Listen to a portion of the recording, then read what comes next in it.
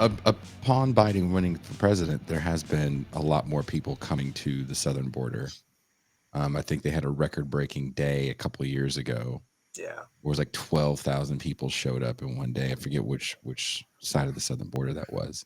Um, how do you think the current administration has handled that, since the Build Back Better plan was going to be so welcoming to immigrants and give so many people status? Yeah. I think they again were met with the hard realities of the last century of bad capitalist foreign policy in Central America, and increasingly the push factors from places so far out of direct, US influence that way. So, like Harris, for example, part of her charge as VP coming in for Biden when they came into office was to try to work on some of the push factors, economic corruption, some of the other things that they had identified right in Central America. Obviously, it's nice in theory to say that you can throw a whole bunch of money in that and tell people, don't come, we're going to fix your problems at home, just stay there, right? So they've Do not dumped. come. Yeah, thank you. Woo, that's our person. Anyway, no, the wild thing is that they've spent the last 4 years trying to address that problem to reduce migration from the Northern Triangle, only to have it completely overtaken by Venezuelans, Mexicans, Cubans. And to the point now where migration from the Northern Triangle is not even the highest amounts coming to the border at the moment. So what I'm saying is that, like, you can chase crises all day if you want to, even try to tackle them locally. But the truth is that, like, between climate change, global conflict, and just general displacement of people through all the other myriad of ways that poverty does, right? They're going to be pushed somewhere other than where they are. And increasingly, it's here. Tucson, did you want to add anything? Well, it's not exactly here. They're not. They're being pushed towards here, but they're getting stuck. Jason tells me about cultures mixing in Mexico, all kinds of people who There's a lot of never. Haitians down here. Yeah, Can you talk a people little who. bit about what's going on with Haiti and why Joe Biden was like, look, I'll take some brown people, but these ones, no, No, too too dark, too dark. Too dark. A lot of people don't know there's a paper bag test at the border. Joe Biden has. They don't even care what language you speak. Like, we don't even care. Nope, too dark. Next. So what? There is black shots.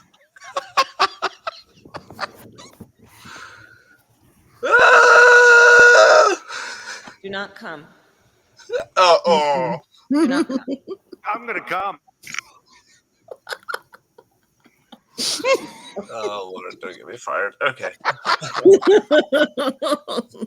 Dan told all his friends, hey, I'm going to be this great podcast. These great young black guys. Tune in, guys. Don't They're come. really sharp. Don't come. Do not come. Hello, everyone. I don't know exactly. It's Jordan Peterson. It's Jordan Peterson saying come like a million times. Oh, God. I'll just get out of that bank altogether. You have a bank for this. Oh, man. Yeah. Oh, yeah. Yeah. No, but this ain't me.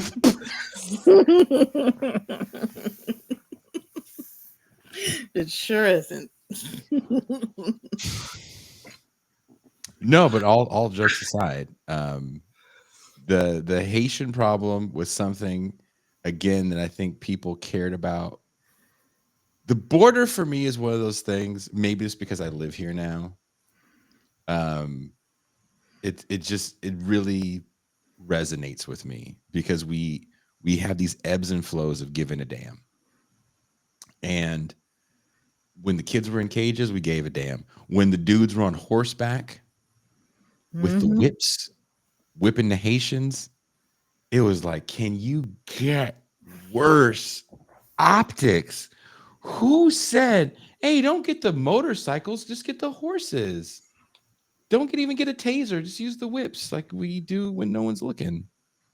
Like who it was like, this is horrible. And for a little bit, people were like, this is a problem.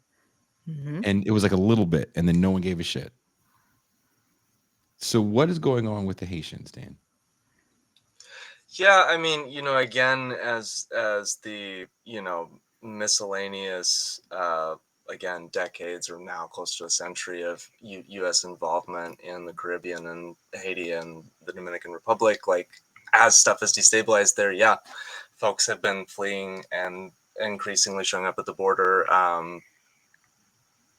And again, there's this problem not just in Haiti, but frankly across the board, is increasingly like, even if ICE wanted to, or DHS or anyone at the border, right? Like they wanted to start repatriating people back to their countries, Mhm.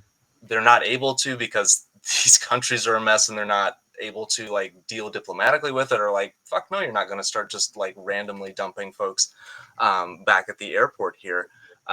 So at any rate, again, there's all of these tension and choke points that are happening at the border that now increasingly are spanning, so like you mentioned, not just indigenous populations, but folks from the other side of the planet who share nothing in common culturally with some of the other Latinx and Afro-Caribbean cultures. Oh, there's Eastern Europeans here. There's Russians here. There's Mhm. Ukrainians here. Yeah. People got stuck when that war happened. The LA Times wrote about this, and no one cared. There's big time ballroom dancing in Mexico City, and so there's a lot of Russians that come down, and not a lot, but there's Russians that do ballroom dancing, and they come down and compete or do shows. They got stuck when that war happened. There's some that are still stuck trying to get out.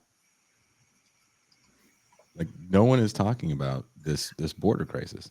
Well, and the other interesting thing is that, like, while the US obviously has plenty of control over its airports and can put some level of pressure on Mexico, like there's so many other countries in Central and South America that don't even have visa required travel, right? So folks, again, from all over the world are able to fly in to Ecuador and start making their way, making that exact same trek that we saw, again, all of those migrant families over the years on the miscellaneous larger caravans of folks come through, making that exact same trek with folks up, again, Russian, Ukrainian, Chinese, Yeah. Indian, all making that same trek.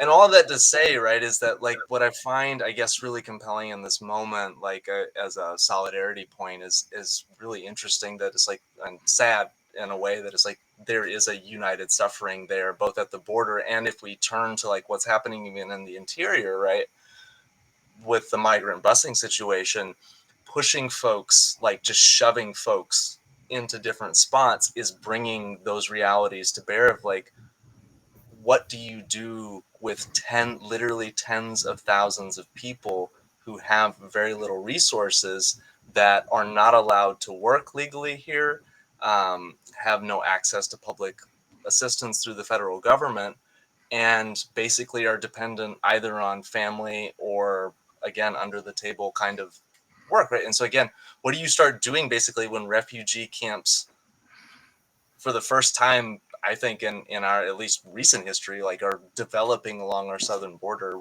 when you have no political will to act at all on the matter?